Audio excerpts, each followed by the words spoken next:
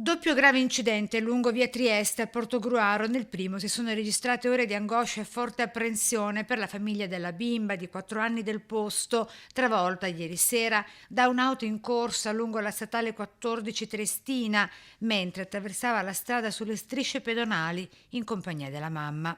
La bimba, immediatamente soccorsa da un infermiere di passaggio, è stata subito trasportata al pronto soccorso, dove con la TAC è stata sottoposta a numerosi esami di accertamento, insieme alla madre, in evidente stato di shock.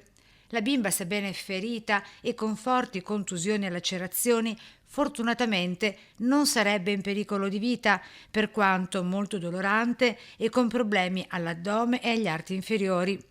L'incidente poche ore prima di un altro sinistro e per il quale si teme per lo stato di salute di una gamba di un ragazzino di 16 anni che in sella al suo scooter è stato centrato da un'auto sempre lungo la Triestina, nei pressi di Via Boito. Per i rilievi di entrambi gli incidenti intervenuta la polizia locale dell'Unione dei Comuni del Portogruarese.